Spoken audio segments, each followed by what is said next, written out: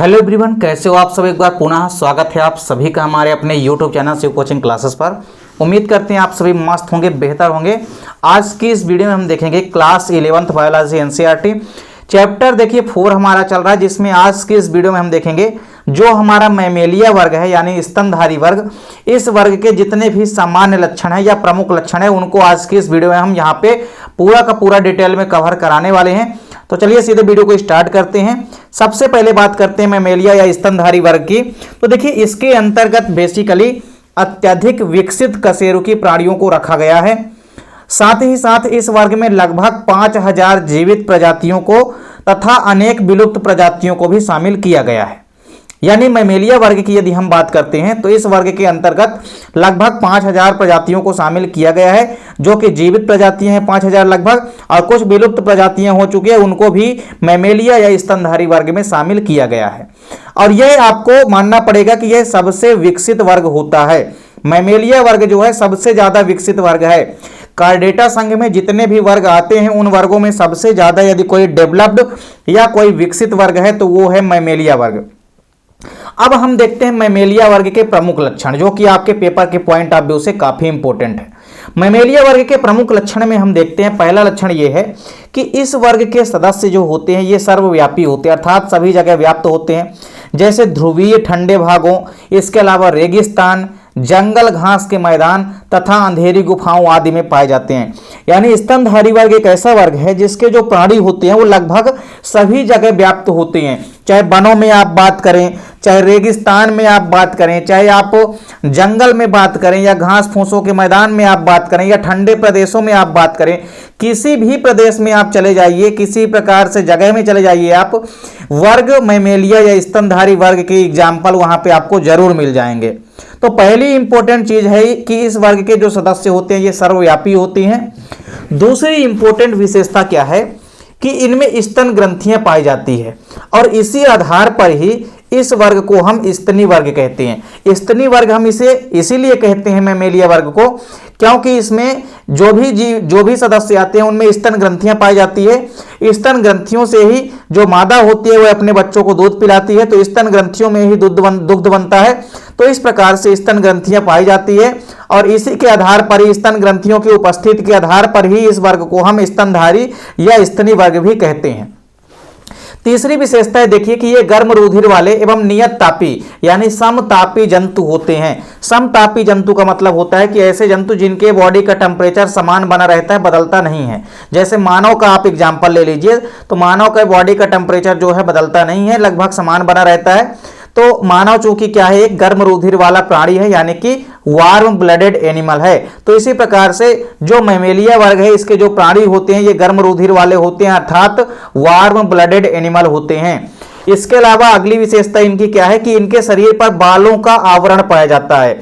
देखिए इनके शरीर पर आप देखेंगे किसी भी प्रकार से आप एग्जाम्पल लेंगे मैमेलिया वर्ग का, उनमें आपको बालों की संख्या बहुतायत में देखने को मिलेगी। चाहे आप बाघ, शेर से लेकर के मानव से लेकर के आप किसी भी वर्ग, किसी भी प्रकार से आप जाएंगे, सब में आपको स्तनधारी का यदि कोई भी एग्जाम्पल आपको है उनके अंदर आपको शरीर में बाल जरूर दिखाई देंगे।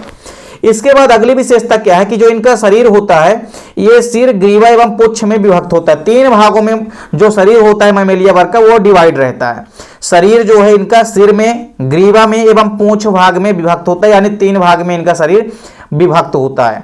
फिर इसके बाद अगली विशेषता क्या है कि धड़ पर 2 पाद पाए जाते हैं। देखिए जो धड़ वाला भाग होता है इस पर 2 पाद पाए जाते हैं, जिन पर 5 अंगुलिक होते हैं, यानी कि 5 उंगलियां होती है।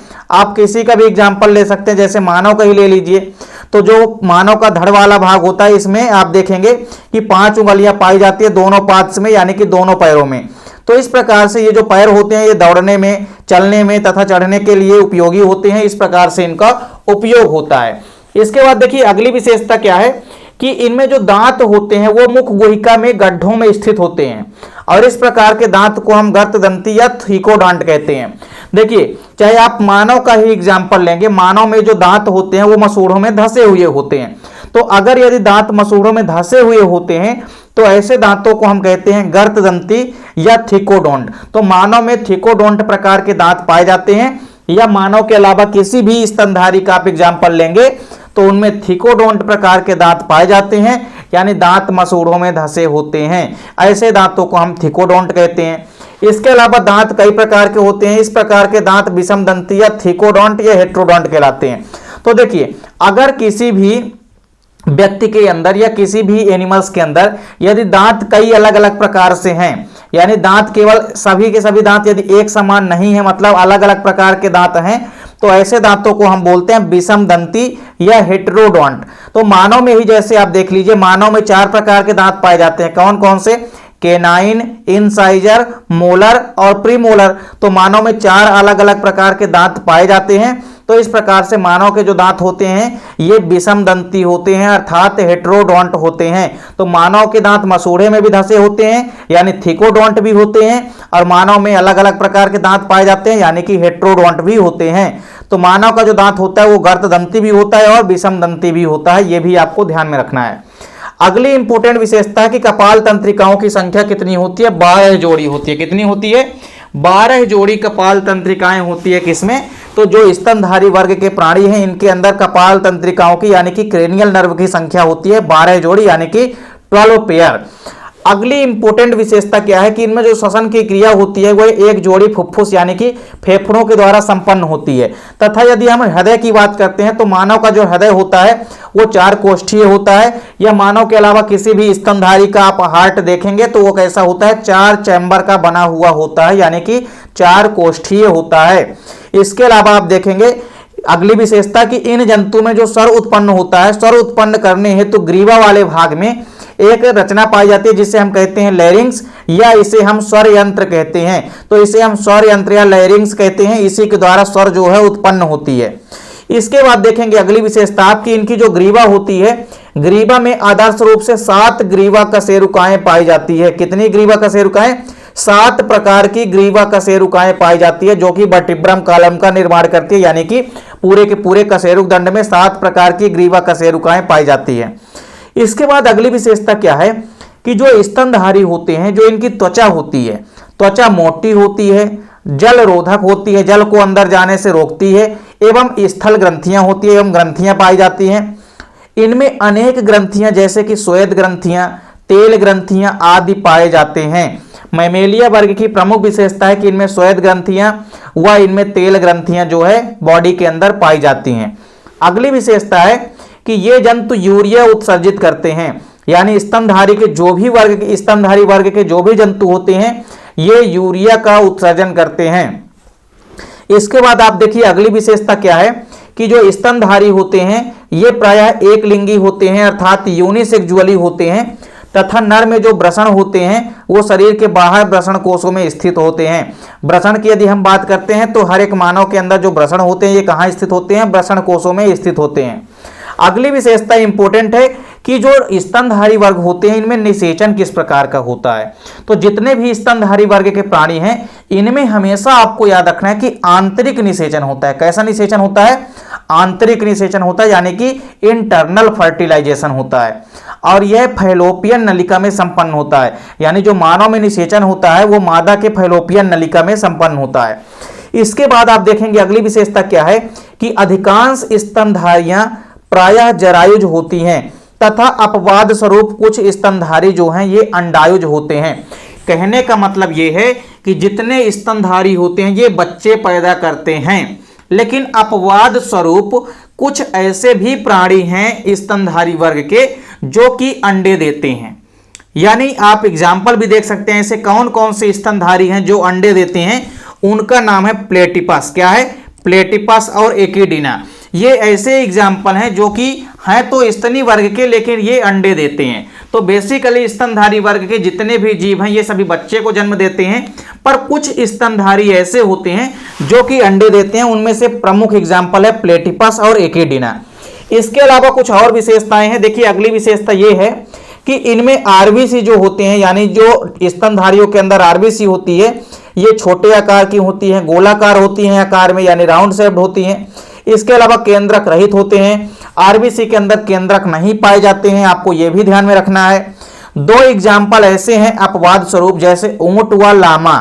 ऊंट व लामा 2 ऐसे स्तनधारी हैं जिनकी आरबीसी में केंद्रक पाए जाते हैं। ओवरऑल आप देखेंगे तो किसी भी प्रकार से स्तनधारियों के अंदर या मैमेलिया वर्ग के जो भी प्राणी हैं इनके अंदर जो आरबीसी होती है उनमें केंद्रक नहीं पाए जाते हैं, लेकिन ऊंट व लामा ऐसे स्तनधारी हैं जिनकी आरबीसी में केंद्रक पाए जाते हैं। अगली विशेषता की ओर चलते हैं तो देखिए उच्च स्तनधारियों में जो मादा होती हैं उनमें गर्भाशय से भ्रूण प्लेसेंटा द्वारा जुड़ा रहता है, इसीलिए इन्हें प्लेसेंटल जंतु कहते हैं। तो स्तनधारियों के जो मादा होती हैं उनमें आप देखेंगे कि जो गर्भाशय से भ्रूण होता है वो प्लेसेंटा के द्वारा जुड़ी होता है, इसीलिए स्तनधारियों के जो प्राणी होते हैं स्तनधारी वर्ग के उनको हम प्लेसेंटल जंतु भी कहते हैं, इसीलिए क्योंकि प्लेसेंटा से जुड़े होते हैं। तो प्लेसेंटा जो है भ्रूण को पोषण प्रदान करने, श्वसन प्रदान करने एवं उत्सर्जन में भी सहायक होती है। तो प्लेसेंटा एक नली समान रचना होती है जो कि विकसित हो रहे भ्रूण को पोषण देने, श्वसन देने तथा उत्सर्जन में भी सहायता करती है। इसके अलावा अगली विशेषता क्या है कि इनमें डायफ्राम पाए जाते हैं। यदि हम बात करते हैं स्तनधारियों की तो इनमें डायफ्राम पाए जाते हैं जो कि श्वसन की क्रिया, इसके अलावा मल त्याग, मूत्र त्याग तथा शिशु जन्म में भी सहायक होते हैं। ये डायफ्राम का प्रमुख काम क्या होता है? 3 से 4 क्रियाओं का संपादन करने में अहम भूमिका निभाते हैं। जैसे श्वसन क्रिया हो गई, श्वसन की क्रिया में भी आप जैसे ही सांस लेते हैं और छोड़ते हैं उसमें हमारा डायफ्राम भी क्या होता है? सिकुड़ता और फैलता है। उसी प्रकार से मल त्याग और मूत्र त्याग की प्रक्रिया के परिणाम स्वरूप भी ये जो डायफ्राम होता है ये फैलता सिकुड़ता है। इसी के अलावा आप देखेंगे शिशु जन्म के समय भी ये सहायता करता है। तो ये प्रमुख आपको विशेषताएं हैं जो कि आपको याद रखना है वर्ग मैमेलिया की यानी कि स्तनधारी वर्ग की। एक और इंपॉर्टेंट चीज देख लेते हैं, जो स्तनियों का अध्ययन होता है यानी मैमल्स का अध्ययन क्या कहलाता है? मैमोलॉजी कहलाता है। ये भी आपको ध्यान में रखना है। तो स्तनधारियों का अध्ययन मैमोलॉजी कहलाता है। इसके अलावा सीनोजोइक जो महाकल्प था इसको हम स्तनधारियों का स्वर्णिम युग कहते हैं। कई सारे महाकल्प हैं जिनमें जीवन की उत्पत्ति हुई है, तो आप देखेंगे सीनोजोइक जो महाकल्प है उसमें स्तनधारियों की बहुलता अधिकतर मात्रा से विकसित हुए, इसलिए सीनोजोइक महाकल्प को हम स्तनधारियों का स्वर्णिम युग कहते हैं। अब अंत में आपको कुछ एग्जाम्पल याद करना है। एग्जाम्पल तो आप स्तनधारी वर्ग के हजारों बना सकते हैं अपने से, तो उनमें से प्रमुख एग्जाम्पल आप लिख सकते हैं मनुष्य, बंदर, कंगारू, टेरोपस, उड़न लोमड़ी या इसके अलावा ऊंट, बंदर, चूहा, हाथी, घोड़ा आदि। ये सभी के सभी आप देखेंगे किसके एग्जाम्पल हैं? ये सभी के सभी एग्जाम्पल हैं स्तनधारी यानी कि मैमेलिया वर्ग के। तो मैमेलिया वर्ग के प्रमुख एग्जाम्पल आपको याद रखना है क्योंकि अक्सर एग्जाम में आता है। तो देखिए जितने भी हमने यहाँ पे इस चैप्टर में जितने भी संघों के सामान्य लक्षण कराए हैं वह जितने भी वर्गों के सामान्य लक्षण हमने कराए हैं सभी के सभी इंपॉर्टेंट हैं। यहाँ से 2 से 3 क्वेश्चन डेफिनेट रूप से आपके एग्जाम में पूछे जाते हैं। तो उम्मीद करता हूं कि आपको वीडियो पसंद आई होगी। वीडियो अच्छी लगे तो लाइक, कमेंट और शेयर जरूर करें। साथ ही साथ दोस्तों के बीच ज्यादा से ज्यादा वीडियो को शेयर कीजिए। चैनल पे आप यदि नए हैं तो चैनल को सब्सक्राइब जरूर कर लें। साथ ही साथ बेल आइकन प्रेस कर लीजिए ताकि वीडियो की नोटिफिकेशन मिलती रहे। मिलते हैं नेक्स्ट वीडियो में, तब तक के लिए जय हिंद, वंदे मातरम।